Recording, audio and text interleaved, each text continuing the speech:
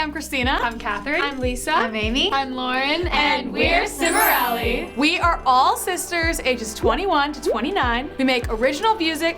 One more time. We are all sisters ages 21 to 29. We make original music, covers, and other fun videos. And we upload every single Cimorelli Saturday at 11 a.m. Eastern Time. Make sure you follow us on Spotify where you can listen to this song and other covers and originals that we release every month. We're gonna do I Love Me by Demi Lovato.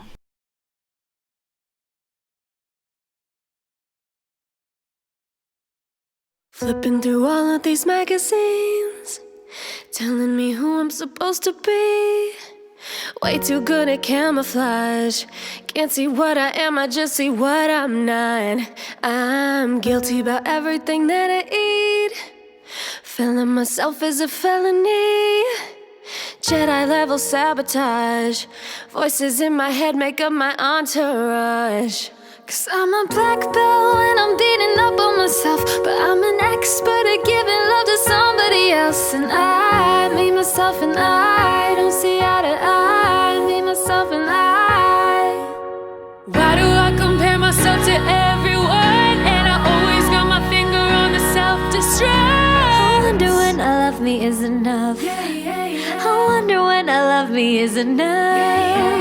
Why am I always looking for a ride or die? Cause mine's the only heart I'm gonna have for love. After all the times I went and messed it up, I wonder when I love me is enough. Yeah, yeah, yeah, yeah, yeah, yeah, yeah, yeah. I wonder when I love me is enough. I wonder when I love me is enough. Haters that live on the internet, live in my head should be paying rent. I'm way too good at listening. All these comments messing with my energy. Cause I'm a black belt when I'm beating up on myself, but I'm an expert at giving love to somebody else. And me, myself, and I don't see eye to eye. Me, myself, and I. Oh, why do I compare myself to everyone? And I always got my finger on the self-destruct. I wonder when I love me is enough. I wonder when I love me is enough. Why am I always looking for a ride or die? Cause mine's the only heart I'm gonna have for love. Of all the times I went and messed it up, I wonder when I love me is enough. Yeah, yeah, yeah, yeah, yeah, yeah, yeah, yeah. I wonder when I love me is enough. I wonder when I love me is enough. I'm my own worst critic, talk a whole lot of, but I'm a 10 out of 10, even when I forget it. How? I'm a 10 out of 10, don't you ever forget it. I'm my own worst critic, talk a whole lot of, but I'm a 10 out of 10, even when I forget it. Oh, oh. I'm a 10 out of 10, don't you ever forget it.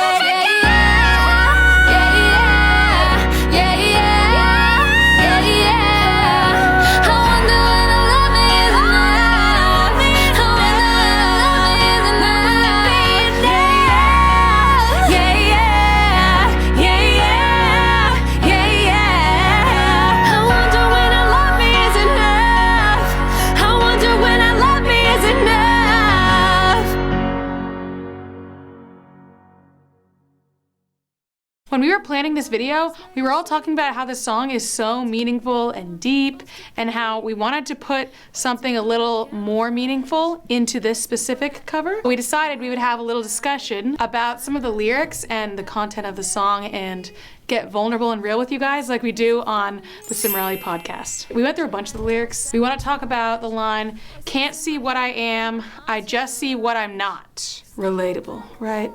Relatable for everyone, but not me. I'm just kidding.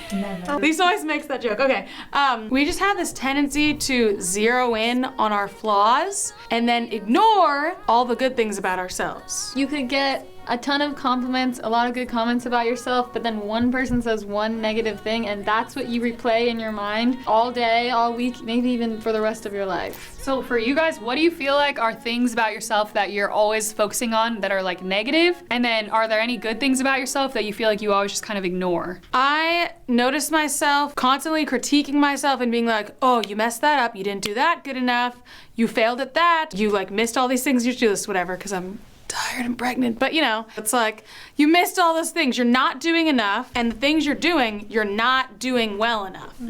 I'll ignore all the things in a week that I actually did, or something where I didn't do the best job on it, but it was my first time, and I was really brave for trying it, but I'll totally ignore that fact. This actually ties back to another line in the song when she says, oh, guilty about everything that I eat. When I was a troubled teenager, I had horrible body image issues, and it's still not perfect, but it's a lot better. But I really was feeling guilty about every single thing that I ate. I would only focus on, I really want my legs to look like this, and they're not that. Like I could only see like the look that other people had that I didn't have, and I could never see anything about myself like, oh, but that's nice or that's okay. And it's weird because at that time I was actually like in boxing and working out every single day, like for sports. Like I was very physically fit. I just didn't have the Barbie dream girl look that I was imagining in my head. I don't even know what it was. And I could not see how strong I was. And I was amazing. Now I'm like, wow, I would give anything to feel as strong as I did then, even if I didn't look like that. Something that I felt a lot during my teen years as a very like quiet introvert, I would see all these people that were so like fun and outgoing and had all these friends, and like it seemed like it was so easy for them to like meet people and talk to people and have those like small talk conversations. I just thought that I was this boring lump person with no personality, so I was like, I don't know how to do anything, and all these other people, they know how to make friends and how to talk to people, but I don't know how to do that. But I was actually overlooking all of the strengths of being like an introverted, more quiet person, like being really observant of other people and being a good listener and just being like a calming presence. I just didn't like value any of that, even though those are all actually really good qualities in a person. Similar to what Christina was saying, I've always really struggled with follow through, and like I'll start and then not finish. And sometimes I will finish things, but I feel like I don't notice that. I feel like when I finish something,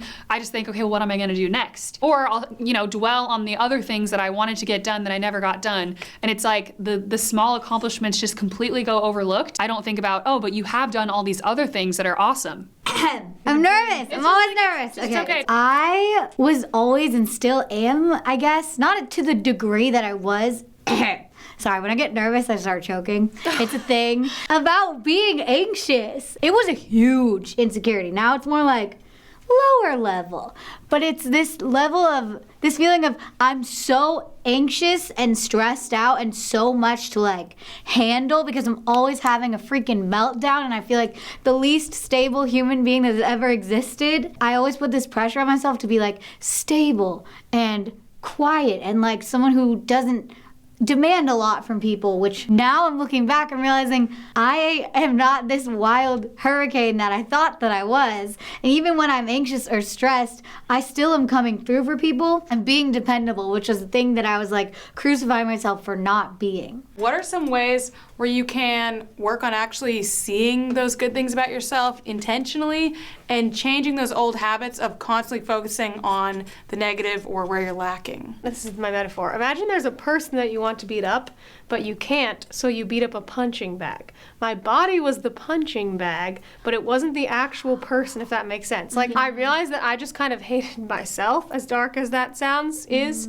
but I was like trying to find a reason that I hated myself. So I was like, oh, it must be the way that I looked. But then, as time went by and I got older, I realized every time that I'm critical of what I look like, it's actually just a sign that I am feeling down on myself in general, so I can completely forget about my body and just say, say, okay, what's really going on here, Lisa? This is just an indicator that you need to take care of yourself and look inside. And like go to the root of Go to the root of the problem and fix that. Your body's not the problem. I either do this just talking to myself, or I do this talking to Nick. You have to have a really trustworthy and caring person to do this with. The other night, I had basically the conversation of what I just said with Nick, my husband, and I was like, I feel like I'm failing at all these things and I'm a failure and blah, blah, blah. And he was like, no, you're not. You're being way too hard on yourself. And he went through all this stuff. He was like encouraging and like validating all those things. And you can do that for yourself as well. So you could say to yourself, oh, I feel like I'm a failure and I'm doing this, that, and the other thing. And then you say to yourself, no, you're not. You're not a failure. You did this, you did that.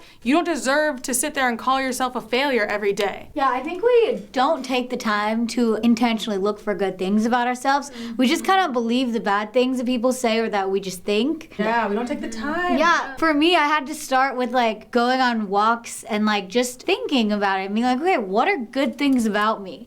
What are things that I value about myself? Because I'm the one that matters. I am the one that I'm desperately trying to win over, and every single human could all have a summit worldwide and be like, yes, you are great. And I'd be like, you're all liars. Unless I believed it. Our mind, for some reason, prioritizes the negative and says, oh no, this is gonna be too boring, or like, you don't have time for that. If you wanna sit there and actually take the time to build yourself up. I think it's a survival mechanism. Yeah. Let yourself see the good things and value them. What's been most helpful for me is just trying to re-evaluate my own standards and realize like being so perfectionistic about everything, that everything has to be perfect, I just feel so miserable. I just tell myself instead, maybe I'm exactly where I'm supposed to be. That really motivates me a lot more. Supposed to does not exist. It's not a thing. If I was supposed to be There's there, nowhere you're I supposed would be there. All right, that's all the discussion we can do for now, but you guys can probably tell we could talk about this for a really long time, which we actually do on our podcast episodes, the Cimorelli podcast, and we have a separate YouTube channel.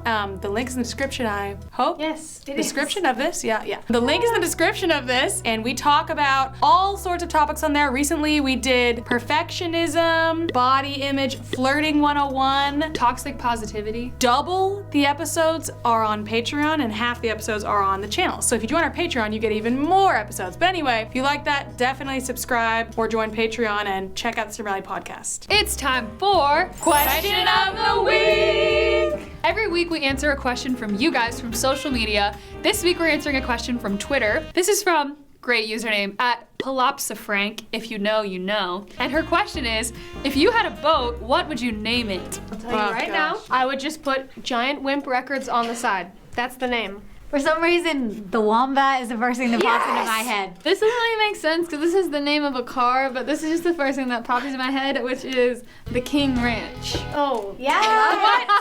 I wanted to put something that has my nickname, which is Crisis Tina in it, something with crisis, but I can't think of what. The Crisis. Ooh. The Crisis. The Crisis Cruise. The Crisis. I have a fear of water in general. When she goes to wash her hands, she's like, No, I mean bodies of water. I always feel like I'm gonna drown, and I also when you get take really a shower. seasick. Also, if I'm gonna get on a boat, I think I'd want some reassurance. I think I'd name it like the Sturdy Sail or Ol Sturdy or something. Safe haven. The Safe Haven. Something that makes me feel like this boat is gonna get me through, and I'm not gonna die.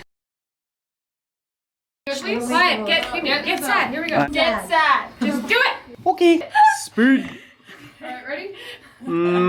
Take two, Tokyo Drift. My hair's getting more oily by the second. These hormones are really pushing it. No, I said it was an accent! Alright, everyone chill out. It's the beginning of the song. It's so chill, you can't believe it. Think of your struggle with self-love. 3, 2, don't worry, it was 3. Alright, 3. This is the emo part. It's more intense. Glamorous. I wouldn't lie to you. Recording.